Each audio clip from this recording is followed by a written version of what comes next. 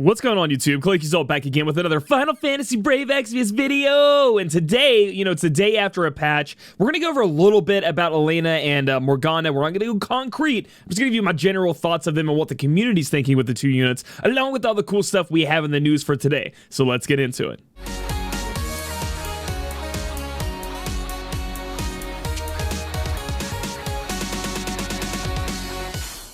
Alright guys, so I thought we'd go over the news here before we get into the Elena and the Morgana talk. So let's go into the maintenance here and see what they've added. It looks like, they've added the normal stuff. They always talk about what they're giving, yada, yada, yada, all the way down. New bundles, which will come out on the 19th, which is tomorrow. Third anniversary ball, it's a new bundle. We'll see about that. It's supposed to be third anniversary, so hopefully it's good. Added back Roy's ability, Pizzicato Tonic. So... yeah, so if you're a big Roy fan, there's that. This says updated, but I'm unsure of what they updated. That's what always sucks. I wish there was like a big circle around something they updated, because it's always tough to find out exactly what it is when they make changes like that. Sadly, I'm not going to be able to do that. Issue report. We apologize for the previously incorrect information on the featured summon banner for Final Fantasy units. 7 units, Zack, Yuffie, Barrett, and Kate. The feature summon banner incorrectly indicated that players could draw 11 for a guaranteed 5-star or higher, which would have been ballin'. The featured summon banner should have stated that it would allow, 4-star guaranteed or higher. All affected players who did the 11+1 from the featured summon banner, from blah, blah, blah. They're the affected players who have not received their refunded lapis or advised to contact customer support. So it looks like, and if you if you did the summon, without even knowing that, this was a mess up on the banner, or maybe you did know, and, you get your lapis back for that, but it looks like you get some free pulls. They've been so good, finally. It seems like they're figuring out how to do correct compensation for huge problems like this. Like, we still getting our 100 and our 100 energy or whatever, 100 lapis, 100 energy on some stuff. But when it comes to big stuff, they've definitely upped their game. They've given these guys full refunds of lapis or whatever the heck they're getting. The spent lapis being refunded. So free pulls in that banner. Make sure you're looking out for that. So it looks like we get an Elena, CG movie thing. So that means every time I see this, I just think that means 2 tickets for me at least, and I love it. Going back down, this is huge, guys. Everybody that was worried about the STMR Moogle ticket not winning, it won, baby. We're good to go. It won. It looks like we have 773,000 votes going to the Super Trust Mastery Exchange. It was 697,000, so almost 100,000 difference between the two at the end of the day. And then, as you go down, you can see that the poor player's voice upgrade unit should have won. I mean, not should have won. Excuse me. I had no chance in winning, so I wish it would have had another way of, being on the top, because I think it'd be really cool to do that, and the NPC thing would have been amazing just to give us for funsies. You throw another thing in here that's obviously not going to win, but that means we do get the 100 STMR Moogle tickets. Once they open it up, I forget the date, it's going to be sometime soon, and they give us out these tickets, you're going to be able to go and exchange them. I do believe it's in the King Mog place. You're going to be able to exchange them for a 100% Super Trust Moogle, and then from there you can trade that into a 7-star unit to get their STMR. So I don't know when they're going to be giving this out. The most popular chosen voice campaign will be implemented from August 2nd. So I guess August 2nd is when they're going to be giving it out, so you're going to have to wait until then to get them, but that means everybody in the game's getting an STMR. I mean, well, how is that a bad thing? That sounds pretty good. I am glad it won in the end. So, update. All players should have received 11 players' voice tickets, Part 2, to participate in the voting campaign. So, yeah, we should have gotten 11 extra tickets for the Part 2 for voting, strictly speaking, because of a mess-up that happened with the Spanish language and translations of the voting campaign Part 2 banner, I'm assuming. So I'm going to go check that out now. So essentially there was something wrong with the translations and how they portrayed the options to the Spanish-speaking community. And so they essentially either gave all of them 11 tickets or all of us. So we'll see if they gave them all to us, okay? And again, I am voting on this option. I do believe that this the lapis option is also amazing. I was voted on by my stream to vote on this. And I think a lot of people miss out on the fact that these tickets are yielding us some good stuff. Like, I know it's just one metal minotaur or whatever, but I mean, it does add up. It's just extra bonuses that we get, and we're also voting for the thing we may get, the thing. So, it's still good rewards. I guess I won't go through all of them, just showing you guys I'm still voting for this, even though, because you guys said for me to, and that's what you wanted, so that's what we're doing. Might as well go ahead and do our daily summon as well. Come on, Zach, come home to me. Nah. Oh no! Okay, well, we didn't get Zach. Anyway, speaking of other stuff going on in this world, let us check out the Doors thing. Is that out? Like, that should be out by now. I'd feel like it would be in there. It is. I feel like this would be in the news. Like a big thing saying this is open. So here's where you guys are going to be able to go in. We're going to have to be fighting this big old birdie. And here's how it works, guys. You're going to be able to go in here every week. They changed it from JP. It used to be like a couple of days in JP where you could go in and you'd have to grind this. But for us in Global, it's going to be every 6 days. From calculations coming from Nazda, who is the Reddit head chief of Reddit, I guess you could say, commander-in-chief. And then he also plays JP. This is actually the same amount of star quartz we're going to be getting.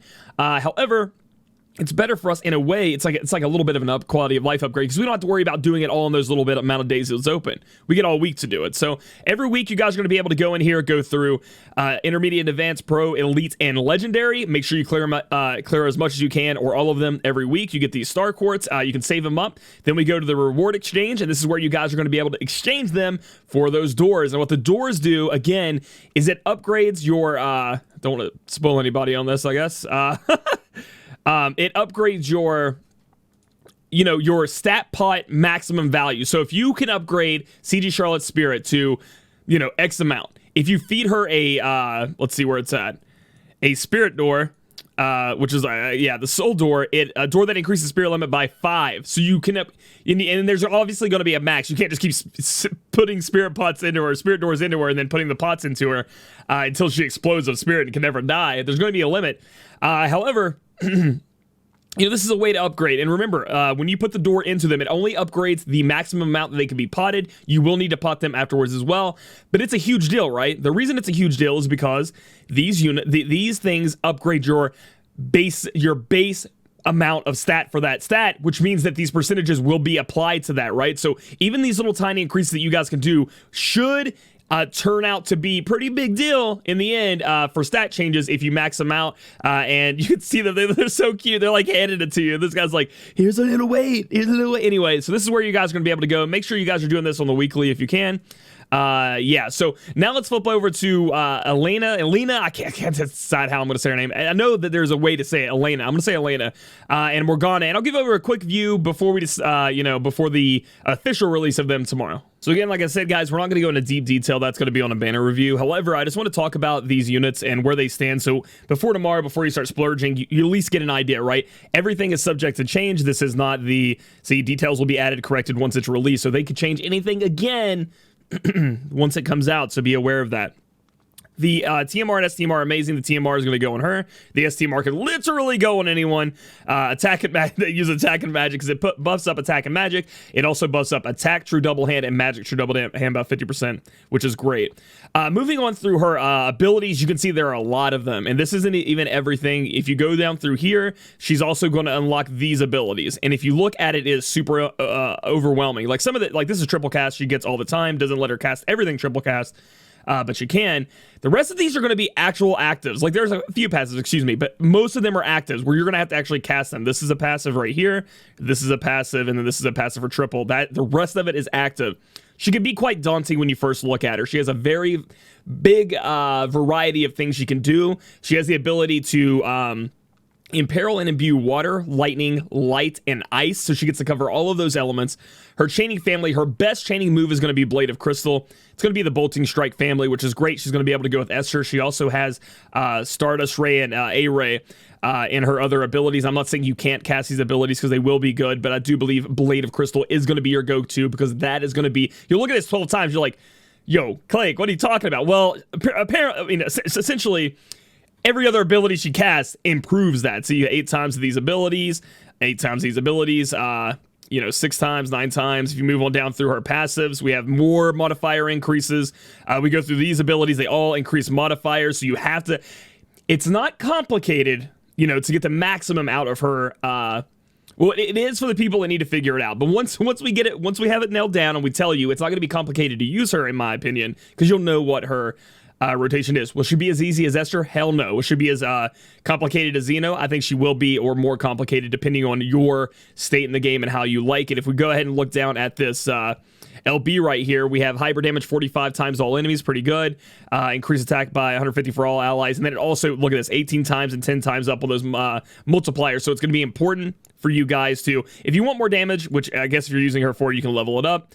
You get more of a stat increase as well, but it looks like the modifiers are not increased by level. So if you really just want to leave it at level 1 and you're only using it for this and you don't really care too much about the 12 times modifier, which I think you really should at the 30%, but you know what I mean? It is skippable because I think the main thing about this would be these modifier increases. Overall, where does she, again, not going into too much detail with how you build her, what, what's her rotation, we'll go over that in the banner review. My overall thoughts on Elena, where does she stack up in the meta? She's going to be a little bit tougher to build in my opinion, and maybe people will have a different opinion, but this is my opinion because she is hybrid. So she stacks up in the meta as damage-wise. She's around Xeno. She can beat Xeno by a little bit. It's nothing going to be anything insane. And Xeno all beat Esther. So, and then Regina's up there as well. So she's not coming in here and being like, by the way, I'm a huge meta changer. You cannot, you know what I mean? Like, you must pull for me like it was in the past with other units. However, she does stand strong at the top. She has a bunch of different support abilities to back her up. And she has 4 elemental coverages. So, with Imbue and Imperil. So that's going to help you out quite a bit there. The Imperils on, we have a light Imperil going up to 75%, ice Imperil, and then the other 2 Imperils are 50%.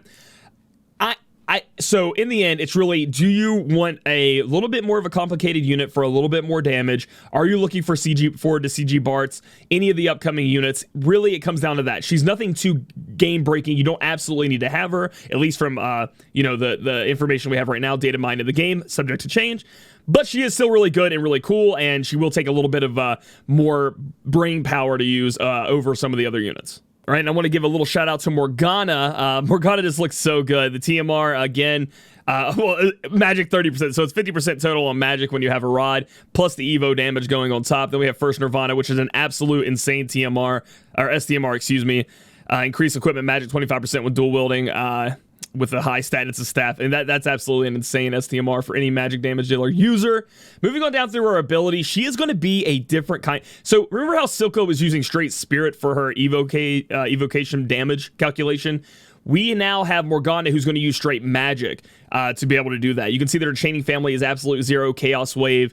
Moving on down through here, I do believe she has another one. Disorder and bolting strike. So she does have different abilities she can use here. She actually has the ability to be casting things. Let's see where that passive is. 4 times in a turn.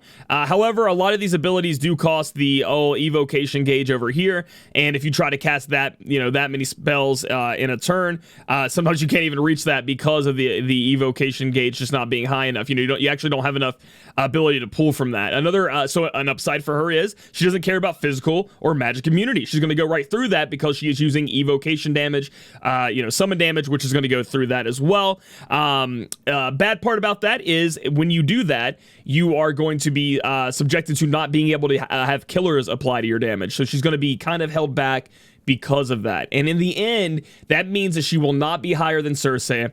She will not be higher than a lot of the mages coming out. She'll kind of, she's kind of around the Silka. She's kind of around Silka right now, in my opinion. Again, subject to change. Maybe we come out and we find some rotation where she's going to be a little bit different than Silka. I'm not saying she's bad by any means, but she's nothing game-breaking, nothing game-changing, nothing you have to seek out. Now, is she cool? Yes. Does she have some unique abilities? Yes. She's a little bit more complicated than your average unit. Yes. However, again, the damage output, that's pretty much what people want to know, or niche uses. And if you already have Silka out there, I think Silka's going to be fine. Morgana can fill that role as well for anything that, physical, magical, resist. Morgana can go in there and crush it. So those are my thoughts on Morgana, and that's going to be my thoughts for this video, guys. I hope you guys liked it. If you did, give this video a thumbs up. Comment down below if, just how you feel about it. How hard was the door trial, by the way? Let me know in the comments if you guys already squashed it or not. I want to go try that out. I'm going to save it for Friday on stream. I am going to still be pulling for them. We're going to see how our luck goes. And then subscribe for future content. We'll catch you guys in the next video.